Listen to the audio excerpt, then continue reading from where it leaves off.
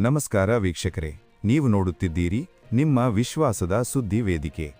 ರಾಜ್ಯದ ಲಕ್ಷಾಂತರ ಮಹಿಳೆಯರ ಬದುಕಿಗೆ ನೇರವಾಗಿ ಸಂಬಂಧಿಸಿದ ಗೃಹಲಕ್ಷ್ಮಿ ಯೋಜನೆಯ ಕುರಿತು ಇದೀಗ ಮತ್ತೊಂದು ಮಹತ್ವದ ಮತ್ತು ತಾಜಾ ಬೆಳವಣಿಗೆ ಹೊರಬಿದ್ದಿದೆ.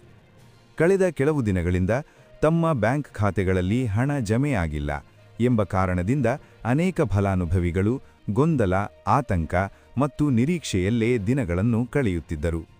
ಗ್ರಾಮೀಣ ಪ್ರದೇಶಗಳಲ್ಲಿ ಮಹಿಳೆಯರು ಬ್ಯಾಂಕ್ ಶಾಖೆಗಳ ಮುಂದೆ ಸಾಲಾಗಿ ನಿಂತಿರುವ ದೃಶ್ಯಗಳು, ನಗರ ಪ್ರದೇಶಗಳಲ್ಲಿ ಬ್ಯಾಂಕ್ ಸಿಬ್ಬಂದಿಗೆ ನಿರಂತರವಾಗಿ ವಿಚಾರಣೆ ಮಾಡುತ್ತಿರುವ ದೃಶ್ಯಗಳು ಕಂಡುಬಂದಿವೆ.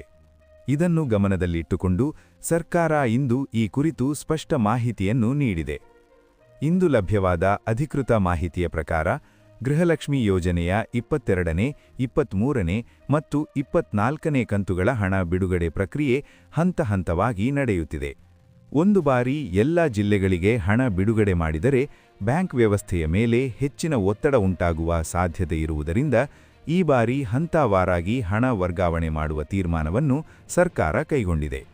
ಇದರ ಉದ್ದೇಶ ಒಂದೇ: ಯಾವುದೇ ಫಲಾನುಭವಿಗೂ ತಾಂತ್ರಿಕ ದೋಷಗಳಿಂದ ಹಣ ತಪ್ಪಿ ಹೋಗಬಾರದು ಮತ್ತು ಎಲ್ಲರಿಗೂ ಸುರಕ್ಷಿತವಾಗಿ ಹಣ ತಲುಪಬೇಕು ಎಂಬುದು. ಆದರೆ ವೀಕ್ಷಕರೇ, ಈ ಬಾರಿ ಹಣ ಜಮೆಯಾಗಲು ಸ್ವಲ್ಪ ವಿಳಂಬವಾಗಿರುವುದನ್ನು ಸರ್ಕಾರ ಅಧಿಕೃತವಾಗಿ ಒಪ್ಪಿಕೊಂಡಿದೆ. ಈ ವಿಳಂಬಕ್ಕೆ ಕಾರಣವಾಗಿ ಬ್ಯಾಂಕ್ ಸರ್ವರ್ ನವೀಕರಣ ಕಾರ್ಯ, ತಾಂತ್ರಿಕ ಪರಿಶೀಲನೆ, ಡೇಟಾ ಪರಿಶೋಧನೆ ಮತ್ತು ಫಲಾನುಭವಿಗಳ ಖಾತೆ ವಿವರಗಳ ಮರುಪರಿಶೀಲನೆ ನಡೆಯುತ್ತಿರುವುದನ್ನು ಅಧಿಕಾರಿಗಳು ತಿಳಿಸಿದ್ದಾರೆ. ಕೆಲ ಮಹಿಳೆಯರ ಖಾತೆಗಳಿಗೆ ಆಧಾರ್ ಜೋಡಣೆ ಸರಿಯಾಗಿ ಆಗಿಲ್ಲ, ಕೆಲವರಲ್ಲಿ ಬ್ಯಾಂಕ್ ಖಾತೆ ಸಂಖ್ಯೆ ಬದಲಾವಣೆಯಾಗಿದೆ, ಇನ್ನೂ ಕೆಲವರಲ್ಲಿ ದಾಖಲೆಗಳಲ್ಲಿ ಸಣ್ಣ ವ್ಯತ್ಯಾಸಗಳು ಕಂಡುಬಂದಿವೆ. ಈ ಎಲ್ಲ ಅಂಶಗಳನ್ನು ಸರಿಪಡಿಸದೆ ಹಣ ಜಮೆ ಮಾಡಿದರೆ ಮುಂದಿನ ದಿನಗಳಲ್ಲಿ ಗೊಂದಲ ಉಂಟಾಗಬಹುದು ಎಂಬ ಕಾರಣದಿಂದ ಮುನ್ನೆಚ್ಚರಿಕೆಯಾಗಿ ಈ ಪರಿಶೀಲನೆ ಕಾರ್ಯವನ್ನು ಕೈಗೊಂಡಿದ್ದಾರೆ ಎಂದು ಮಾಹಿತಿ ನೀಡಲಾಗಿದೆ. ಇದರಿಂದಾಗಿ ಹಣ ವರ್ಗಾವಣೆಯಲ್ಲಿ ಸ್ವಲ್ಪ ತಡವಾಗಿದೆ ಎಂಬುದನ್ನು ಅಧಿಕಾರಿಗಳು ಸ್ಪಷ್ಟಪಡಿಸಿದ್ದಾರೆ. ವೀಕ್ಷಕರೇ, ಇಂದು ಸಂಜೆ ವೇಳೆಗೆ ರಾಜ್ಯದ ಕೆಲವು ಜಿಲ್ಲೆಗಳ ಫಲಾನುಭವಿಗಳ ಖಾತೆಗಳಿಗೆ ಹಣ ಜಮೆಯಾಗುವ ಸಾಧ್ಯತೆಯಿದೆ ಎಂಬ ತಾಜಾ ಮಾಹಿತಿ ಇದೀಗ ಲಭ್ಯವಾಗಿದೆ. ಬೆಂಗಳೂರು ನಗರ, ಬೆಂಗಳೂರು ಗ್ರಾಮಾಂತರ, ಮೈಸೂರು, ಮಂಡ್ಯ, ತುಮಕೂರು, ರಾಮನಗರ, ಕೋಲಾರ, ಚಿಕ್ಕಬಳ್ಳಾಪುರ, ಹಾಸನ, ಚಾಮರಾಜನಗರ, ಶಿವಮೊಗ್ಗ, ದಾವಣಗೆರೆ, ಚಿತ್ರದುರ್ಗ, ವಿಜಯಪುರ, ಗದಗ, ಬಾಗಲಕೋಟೆ, ಉಡುಪಿ ಮತ್ತು ಉತ್ತರ ಕನ್ನಡ ಜಿಲ್ಲೆಗಳ ಫಲಾನುಭವಿಗಳಿಗೆ ಇಂದು ಸಂಜೆಯೊಳಗೆ ಹಣ ಜಮೆಯಾಗುವ ನಿರೀಕ್ಷೆಯಿದೆ ಎಂದು ಅಧಿಕಾರಿಗಳು ತಿಳಿಸಿದ್ದಾರೆ. ಈ ಜಿಲ್ಲೆಗಳ ಮಹಿಳೆಯರು ಇಂದು ಸಂಜೆ ನಂತರ ತಮ್ಮ ಬ್ಯಾಂಕ್ ಖಾತೆಗಳನ್ನು ಪರಿಶೀಲಿಸಬಹುದು, ಮೊಬೈಲ್ಗೆ ಬರುವ ಸಂದೇಶಗಳನ್ನು ಗಮನಿಸಬಹುದು ಅಥವಾ ಸಮೀಪದ ಸೇವಾ ಕೇಂದ್ರಗಳ ಮೂಲಕ ಖಾತೆ ಸ್ಥಿತಿಯನ್ನು ತಿಳಿದುಕೊಳ್ಳಬಹುದು ಎಂದು ಸೂಚಿಸಲಾಗಿದೆ. ಗ್ರಾಮೀಣ ಪ್ರದೇಶದ ಮಹಿಳೆಯರಿಗೆ ವಿಶೇಷವಾಗಿ ಮಾಹಿತಿ ನೀಡಲಾಗಿದೆ. ಅನಗತ್ಯವಾಗಿ ಬ್ಯಾಂಕ್ ಶಾಖೆಗಳಿಗೆ ಹೋಗಿ ಸಾಲಿನಲ್ಲಿ ನಿಲ್ಲುವ ಅಗತ್ಯ ಇಲ್ಲ, ಏಕೆಂದರೆ ಹಣ ಜಮೆ ಪ್ರಕ್ರಿಯೆ ಸಂಪೂರ್ಣವಾಗಿ ಸ್ವಯಂಚಾಲಿತ ವ್ಯವಸ್ಥೆಯ ಮೂಲಕ ನಡೆಯುತ್ತದೆ. ಬ್ಯಾಂಕ್ ಮಿತ್ರರು, ಗ್ರಾಮ ಪಂಚಾಯಿತಿ ಕೇಂದ್ರಗಳು ಮತ್ತು ಅಧಿಕೃತ ಸೇವಾ ಕೇಂದ್ರಗಳ ಮೂಲಕವೂ ಖಾತೆ ಸ್ಥಿತಿಯನ್ನು ತಿಳಿದುಕೊಳ್ಳಬಹುದು. ಇದರಿಂದ ಸಮಯ ಉಳಿಯುತ್ತದೆ ಮತ್ತು ಪ್ರಯಾಣದ ವೆಚ್ಚವೂ ತಪ್ಪಿಸಬಹುದು ಎಂದು ಅಧಿಕಾರಿಗಳು ತಿಳಿಸಿದ್ದಾರೆ. ಇನ್ನು ಉಳಿದ ಜಿಲ್ಲೆಗಳ ಕುರಿತು ಮಾತನಾಡುವುದಾದರೆ, ಕೆಲವು ಜಿಲ್ಲೆಗಳಲ್ಲಿ ತಾಂತ್ರಿಕ ಪರಿಶೀಲನೆ ಹಾಗೂ ಡೇಟಾ ಪರಿಶೋಧನೆ ಕಾರ್ಯ ಇನ್ನೂ ಮುಂದುವರಿದಿರುವುದರಿಂದ ಆ ಜಿಲ್ಲೆಗಳ ಫಲಾನುಭವಿಗಳಿಗೆ ಹಣ ಜಮೆಯಾಗುವ ಪ್ರಕ್ರಿಯೆ ಮುಂದಿನ ಹಂತದಲ್ಲಿ ನಡೆಯಲಿದೆ.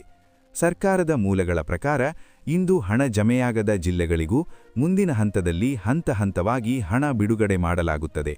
ಅಂದರೆ ಯಾವುದೇ ಜಿಲ್ಲೆಯ ಫಲಾನುಭವಿಗೂ ಹಣ ತಪ್ಪಿ ಹೋಗುವುದಿಲ್ಲ, ಎಲ್ಲರಿಗೂ ಹಣ ತಲುಪುತ್ತದೆ ಎಂಬ ಭರವಸೆಯನ್ನು ಅಧಿಕಾರಿಗಳು ನೀಡಿದ್ದಾರೆ.